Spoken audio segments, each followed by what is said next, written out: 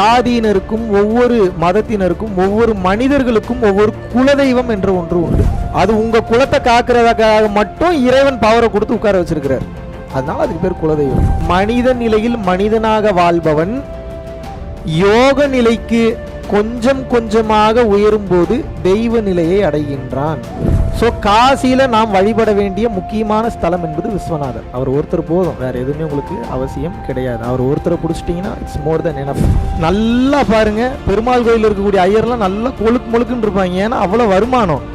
சிவபெருமான் கோயில் இருக்கக்கூடிய ஐயர்களை போய் பாருங்க, பூரா எலும்பும் தோலுமா, சாப்பாட்டுக்கு வழி இல்லாமல் சோத்துக்கு வழி இல்லாமல் இருப்பாங்க. ஏன்னா சிவபெருமானை போனால் அழிச்சிருவாராண்டா, போயிடாதீங்கன்னு சொல்லி சொல்லி சொல்லி சொல்லி ஞானத்தவே கெடுத்துட்டானுங்க. அப்போ இந்த மாதிரியான பூமிக்கு நீங்க வரும்போது அவங்க உங்களை தேவையில்லாத ரூட்லேருந்து டைவர்ட் பண்ணி சரியான ரூட்டில் கனெக்ட் பண்ணி விடுவாங்க. ஸோ அப்பேற்பட்ட ஒரு அற்புதமான இடம் எது?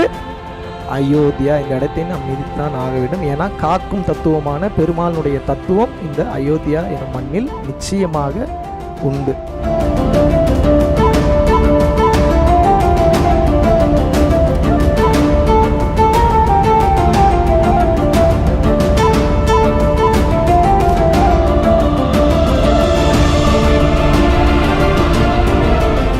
வருகின்ற ஜனவரி 28ஆம் தேதி 2024 வருடம் மலேசியாவில் உள்ள செரம்பான் அப்படின்ற பகுதியில் வந்து பார்த்தீங்கன்னா பரம்பொருள் யோகம் ஒரு நாள் நேரடி வகுப்பு வந்து கண்டக்ட் பண்ணுறோம்.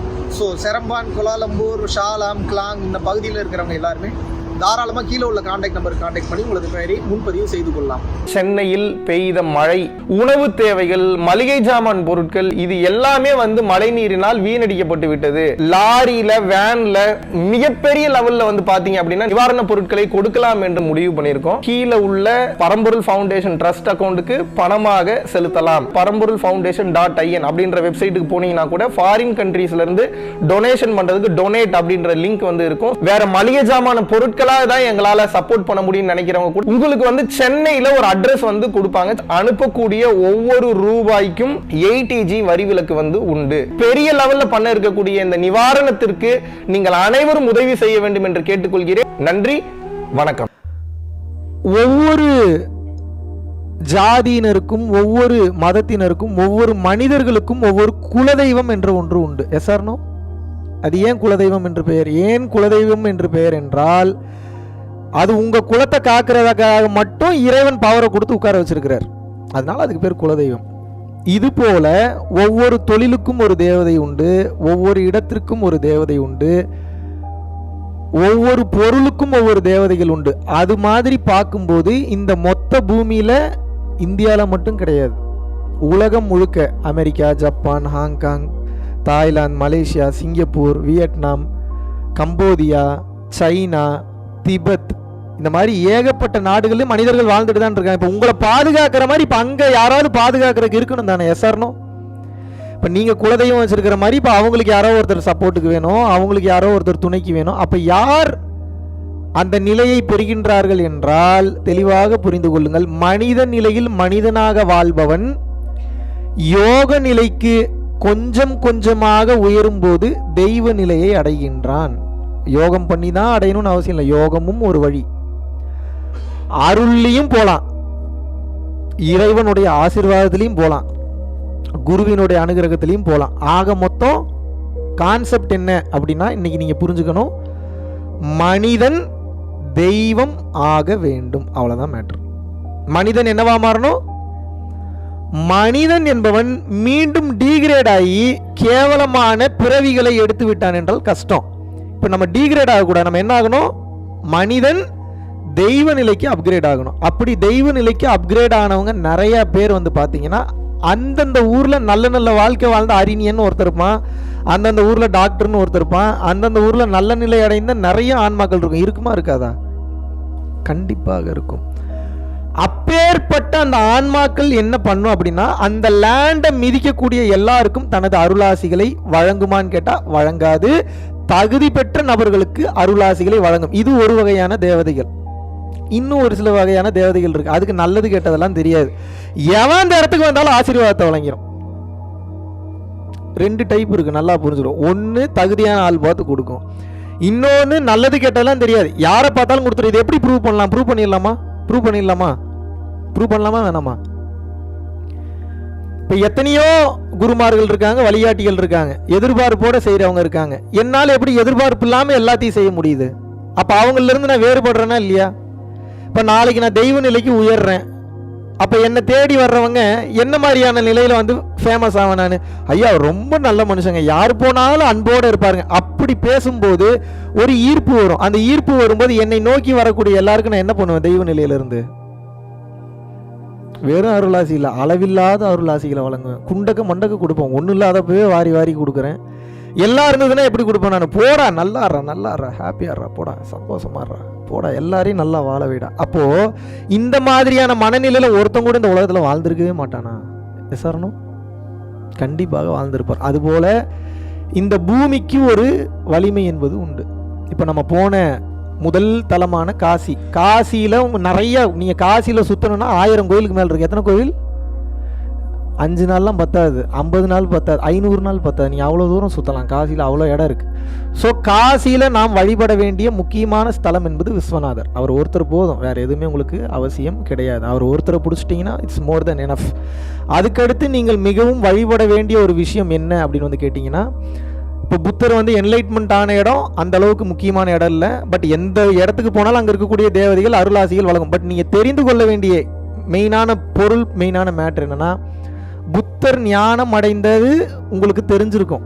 இப்போ நீங்கள் அதை போய் நேர்லையும் போய் பார்த்துட்டீங்க. என்னால் இப்போ யூடியூப் பார்க்கக்கூடிய ஒரு பல லட்சம் பேருக்கு வந்து இந்த ஞானத்தை அப்படியே நான் வெளிப்படையாக ஓப்பனாக பேச முடியாது. பட் நான் வெளிப்படையாக யூடியூப்பில் பேசுகிறதுக்கும் உங்களை அந்த இடத்துக்கே கூட்டிகிட்டு போய் உட்கார வச்சு பேசுகிறதுக்கு டிஃப்ரென்ஸ் இருந்ததா இல்லையா? ஏன் இருந்தது? பார்த்துட்டீங்க, உணர்ந்துட்டீங்க அந்த இடம். இப்போது நமக்கெல்லாம் என்ன ஒரு நினைப்பு இருக்குன்னா, எல்லாருக்கிட்டையும் ஒருத்தவங்க ஃபேமஸ் ஆகிட்டாங்க, எல்லாருக்கும் ஒருத்தங்களை தெரியுது அப்படின்னா அவங்கள பெரிய ஆளுன்னு நினச்சிக்கிறோம். அப்படி ஒன்றும் இல்லைன்றது இப்போ நான் பேசும்போது நம்புவீங்க. அந்த இடத்துக்கு கூட்டிகிட்டு போய் சொல்லும் போது இன்னும் உங்களுக்கு நம்பிக்கை அதிகமாகுதா இல்லையா? உங்களுக்கு தெரியல, என்ன நம்ம இருக்கக்கூடிய இடத்தோட வலிமை இன்னும் உங்களுக்கு புரியல. நம்ம வந்து ஒரு நாட்டில் நமக்கு உண்டான நிலம் என்ற ஒன்று இல்லைன்னா வர்றவன் போகிறவன் எல்லாம் உங்களை வெளியே போன்றுவான். அப்போ நம்ம வேற வழியே இல்லை, நமக்கு உண்டான இடத்த நம்ம கன்ஃபார்ம் பண்ண வேண்டிய சுச்சுவேஷனில் இருக்கும். ஸோ அப்படிப்பட்ட ஒரு சுச்சுவேஷன் இது. ஹிந்துயிசம்ன்றது கிடையாது. ஹிந்துயிசம்ன்றது இப்போ கண்டுபிடிச்ச வார்த்தை, அது ஹிந்துயிசம் கிடையாது. வாழ்வியல் முறை. திருநூறு ஏன் வைக்கிறான்? ஒரு அர்த்தம் இருக்கு. ருத்ராட்சம் ஏன் போடுறான்? ஒரு அர்த்தம் இருக்கு. கையெடுத்து ஏன் கும்பிடுறான்? ஒரு அர்த்தம் இருக்கு. செத்ததுக்கு அப்புறம் ஏன் எல்லா பொருளையும் கொண்டு போய் எரிச்சிடறான்? ஒரு காரணம் இருக்கு. இது மாதிரி இது எல்லாமே வாழ்வியல் முறை. அதுக்கு பேர் ஹிந்துயிசம்னு வச்சுட்டான். ஆனா நான் ஹிந்துவா? நான் ஹிந்துவும் இல்லை, முஸ்லீம் இல்லை, கிறிஸ்டின் இல்லை. மகாவிஷ்ணு யாரு? ஒரு சன்மார்கி. சன்மார்கினா என்ன? எல்லா உயிர்களும், எல்லா மதமும், எல்லா மனிதர்களும் நான் தன் போல கருதணும்னு நினைக்கிறேன். அப்பேற்பட்ட ஒரு நிலையிலிருந்து வந்தவன். பட் இப்போ அதை எடுத்தோடனே நம்மளால போதிக்க முடியாது. ஏன் போதிக்க முடியாது என்று கேட்டீர்கள் என்றால், நீங்கள் தெளிவாக புரிந்து கொள்ள வேண்டும். இப்போ இருக்கிறவங்க எல்லாம் வேற இன்ஜெக்ட் பண்ணி வச்சுட்டாங்க. இப்போ நீங்கள் மாற்றணுன்னு இப்போ அவங்களோட சப்போர்ட் தேவை. இப்போ அந்த சப்போர்ட் தேவை அப்படின்னா ராமருனுடைய அருள் என்பது உங்களுக்கு தேவை. ஏன்? ராமருடைய அருளில் தான் இது மொத்தமும் நடந்துகிட்டு இருக்கு. இப்போ இந்தியா வந்து முழுக்க முழுக்க காவி கலரில் பட்டையை கிளப்பிட்டு மாசம் வந்துட்டு இருக்குன்னா யாருடைய அருள் என்று நினைக்கின்றீர்கள்? 200% முழுக்க முழுக்க ராமரினுடைய அருளினால் தான் இது நடந்து கொண்டிருக்கிறது. ராமர்னு சொல்லலாம், பெருமாள்னு சொல்லலாம், எப்படி வேணாலும் சொல்லலாம். இது நம்ம பூமி. அயோத்தியா என்ன பூமி? நம்ம பூமி, பெருமாளோட பூமி. இது ஹரியும் சிவனும் ஒன்று தான். பட் இருந்தாலும் தத்துவங்கள் மாறும்போது, இப்போ இது அழிக்கும் தத்துவம், இது படைக்கும் தத்துவம், இது காக்கும் தத்துவம். ஏதாவது புரியுதா? என்ன புரியுது? நல்லா புரியுங்க. 3ஆ பிரிச்சுப்போம். உடம்பு என்னவா பிரிக்கிறோம்? 3ஆ பிரிக்கிறோம். கொஞ்சம் குழப்பமாக தான் இருக்கும், நான் கொஞ்சம் பொறுமையாகவே சொல்கிறேன் உங்களுக்கு, அப்போ தான் புரியும். 3ஆ பிரிக்கிறோம். வயிற்றுக்கு கீழே செக்ஸ் வச்சுக்கிறோம், குழந்தை பிறக்குது, ரீப்ரொடக்ஷன் சிஸ்டம். படைக்கும் தொழிலை பண்ணுறாங்களா? இதுக்கு பேர் பிரம்மா, படைக்கும் தத்துவம். இப்போ இந்த பகுதியிலேருந்து இந்த பகுதி வரைக்கும் சாப்பிட்றது, செரிமானம் ஆகுது, இதயம் இருக்குது, நுரையீரல் இருக்குது, உங்களை பாதுகாக்குது. இந்த பார்ட்லனா உங்களால் வாழ முடியுமா? நிச்சயமாக முடியாது. காக்கும் தத்துவம் பெருமாள் தத்துவம். கீழே பிரம்மா வந்துடுறாரு, படைக்கிறாரு. இங்கே யார் வராங்க?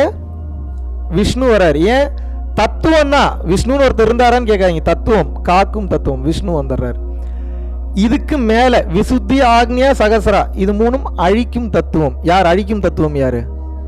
ருத்ரன், சிவன், சிவபெருமான், எம்பெருமான், எப்படி வேணாலும் வச்சுக்கோங்க. அழிக்கும் தத்துவம், கழுத்துக்கு மேலே. ஏன் அது அழிக்கும்னா ஆளை அழிக்கிறது இல்லை, உங்கள் எண்ணங்களை அழிக்கிறது, தேவையில்லாத ஆசைகளை அழிக்கிறது. பட் உங்களுக்கு ஆசையிலேயே சுகமாகவே வாழ்ந்து பழகிட்டதுனால அழிவு என்பது உங்களுக்கு பிடிக்கவில்லை. நல்லா பாருங்க, பெருமாள் கோயில் இருக்கக்கூடிய ஐயர்லாம் நல்லா கொழுக்கு முழுக்குன்னு இருப்பாங்க, ஏன்னா அவ்வளோ வருமானம். சிவபெருமான் கோயில் இருக்கக்கூடிய ஐயர்களை போய் பாருங்க, பூரா எலும்பும் தோலுமா, சாப்பாட்டுக்கு வழி இல்லாமல் சோத்துக்கு வழி இல்லாமல் இருப்பாங்க. ஏன்னா சிவபெருமானை போனால் அழிச்சிருவாராண்டா, போயிடாதீங்கன்னு சொல்லி சொல்லி சொல்லி சொல்லி ஞானத்தவே கெடுத்துட்டானுங்க. வேற மேட்ரு. அப்போ என்ன புரிஞ்சுக்கணும் அப்படின்னா, காக்கும் தத்துவமான இந்த சிவபெருமான், ஐ மீன் பெருமாள் விஷ்ணு இருக்கிறார் இல்லைங்களா, இந்த பகுதி தான் அயோத்தியா. இப்ப நம்ம உலக மக்களை காக்கணும்னு போராடிட்டு இருக்கணும்.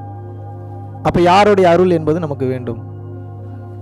ராமர் அல்லது பெருமாள், இறைவன் தான். அதை தாண்டி போனீங்கன்னா அருட்பெருஞ்சோதி ஆண்டவர் தான். பட் அவரை எடுத்தோடனே பிடிக்க முடியாது உங்களால. அவரை பிடிக்கணுன்றத ஆசை கொண்டு முழுக்க முழுக்க கருணையில் இருக்கணும். எத்தனை பேர் கருணையில் இருக்கிறோம்? இருக்கமான்னு ட்ரை பண்றோம். இதுல ஏமாந்த ஆள் யாருன்னா பெருமாள் தான். ஏமாந்த ஆள் யாரு? எவன் வந்தாலும் கொடுத்துருவார், போய் தொலை அப்படின்னு. அதனாலதான் பெருமாளுடைய கோயில்கள்ல ஏன் கூட்டம் அதிகம் சேருதுன்னா, கருணை ரொம்ப ஜாஸ்தி. ஏன்னா அவருடைய வேலையே அதுதான். என்ன வேலை அவருக்கு? பெருமாளுக்கு என்ன வேலை? சரி போய் தொலை, நல்லா இருந்துட்டு போ, வச்சுக்க போ, என்ன கேட்டாலும் கொடுத்துருவார். காக்கும் தத்துவம் என்பது பெருமாள். அப்ப பெருமாளுடைய பூமி என்பது என்ன? அயோத்தியா. அப்ப நம்ம உலகத்தை காக்கணும்னு போறோம். உலகத்தை காக்கணும் அப்படின்னா முதல்ல தமிழ்நாட்டை ரெடி பண்ணணும். தமிழ்நாடு ரெடி ஆச்சுன்னா தான் இந்தியா ரெடி ஆகும். தமிழ்நாடு இந்தியாவும் ரெடி ஆகும்போது ரஷ்யால இருந்து சப்போர்ட் வரும். தமிழ்நாடு இந்தியாவும் ரெடி ஆகும்போது ரஷ்யால இருந்து சப்போர்ட் வரும்போது உலக மக்களை இந்த அன்பு எனக்கூடிய அந்த தத்துவத்துல, புத்தர் என்ன புத்தரை தூக்கி சாப்பிடலாம். அதோட பெரிய தத்துவம் நம்ம வள்ளலார் தத்துவம், கருணை. அதுக்கு மேல ஒரு தத்துவம் இருக்கு அந்த உலகத்துல. அதை கொஞ்சம் கொஞ்சமா கொண்டு போறதுக்கு உண்டான வேலைகள்ல இன்று பரம்பொருள் ஃபவுண்டேஷன் இறங்கி பண்ண முடியுமான்னு தெரியல. பண்றதுக்கு உண்டான முயற்சிகளாவது எடுக்கணும்ல. பண்ண முடியல, நடக்குது, நடக்கல, திட்டுறான், திட்டல, உயிரோடு இருக்கிறோம், சாகுறோம். ரெண்டாவது முயற்சி பண்றோமா இல்லையா? செய்யற வேலையை செய்யறோமா இல்லையா? அப்போ இந்த மாதிரியான பூமிக்கு நீங்க வரும்போது அவங்க உங்களை தேவையில்லாத ரூட்ல இருந்து டைவர்ட் பண்ணி சரியான ரூட்ல கனெக்ட் பண்ணி விடுவாங்க. ஸோ அப்பேற்பட்ட ஒரு அற்புதமான இடம் எது?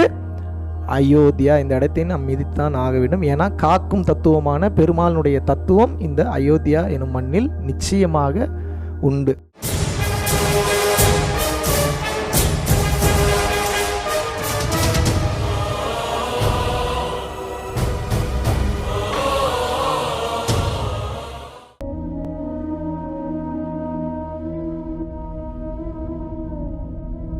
பரம்பொருளின் கருணையினால உங்களுடைய இடைவிடாத அன்னதானத்திற்கு நீங்கள் அனுப்பப்பட்ட பணத்தின் மூலியமாக பல லட்சம் உயிர்களுக்கு இது நாள் வரைக்கும் சாப்பாடு கொடுத்துருக்கோம். ஸோ கொரோனாலேருந்து ஆரம்பித்து ஒரு நாள் கூட விடாமல் பல உயிர்களுக்கு வஸ்திர தானங்களாக இருக்கட்டும், படிக்க முடியாதவங்களுக்கு கல்வித்தொகை கட்ட முடிய விஷயங்களாக இருக்கட்டும், இல்லை ஸ்போர்ட்ஸ் ரீதியாக விளையாடக்கூடிய நல்ல மாணவர்களை அனுப்பி வைக்கக்கூடிய விஷயங்களாக இருக்கட்டும், அதை தொடர்ந்து பார்த்தீங்கன்னா ரெகுலராக மந்த்லி பேசிஸில் ஏழை குழந்தைகளுக்கு க்ரோசரிஸ் கொடுக்கறதாக இருக்கட்டும், இல்லை அவங்களுக்கு பார்த்தீங்கன்னா சேம் அவங்க விருப்பப்படுறவங்களுக்கு வீட்டு துணிமணிகள், வீட்டுக்கு தேவைப்படக்கூடிய மற்ற பொருட்கள் வாங்கி கொடுக்கறதாக இருக்கட்டும், எல்லா உதவிகளும் பார்த்தீங்கன்னா உங்களோட உதவினால தான் போயிட்டு இருக்கு. சாது சிதம்பர சுவாமிகள் வளநாட்டார் ஒரு வார்த்தை சொல்லுவார், பசித்தோர் முகம்பார் பரம்பொருள் அருள் கிட்டும் அப்படின்னு சொல்லுவார். வள்ளல் பெருமானும் ஜீவகாருண்யம் உள்ள சம்சாரிகளுக்கு எப்பேற்பட்ட சூழ்நிலையிலும் பார்த்தீங்கன்னா அவங்களோட லாபம் தடைபடாது, தொழில் பிரச்சனைகள் நிவர்த்தியாகும், அதை தொடர்ந்து வாழ்க்கையில குடும்ப பிரச்சனைகள் விலகும், அதுபோக குழந்தை சம்பந்தமான பிரச்சனைகள் எதுவாக இருந்தாலும் இந்த அன்னதானத்திற்காக நீங்கள் செய்யக்கூடிய ஒவ்வொரு ரூபாயும் அது உங்களுக்கு நிச்சயமாக புண்ணியமாக சேரும். புண்ணியத்தை கடந்த நிலையில் முக்தி பாதைக்கும் அது நிச்சயமாக உங்களை வழிநடத்தும். அதனால விருப்பப்படுறவங்க நம்மளுடைய பரம்பொருள் அறக்கட்டளையினுடைய சேரிட்டி ஆக்டிவிட்டீஸ்க்கு தங்களுடைய விருப்பப்படக்கூடிய நன்கொடையை கீழே உள்ள டிஸ்கிரிப்ஷன்ல இருக்கக்கூடிய அக்கௌண்ட் நம்பருக்கு செலுத்தலாம். இதற்குண்டான அந்த அருளை சித்தர்கள் உங்களுக்கும் உங்கள் குடும்பத்தாருக்கும் வழங்க வேண்டுகிறேன். குருவின் பரிபூர்ண அருளாசிகள். குரு கடாட்சம்.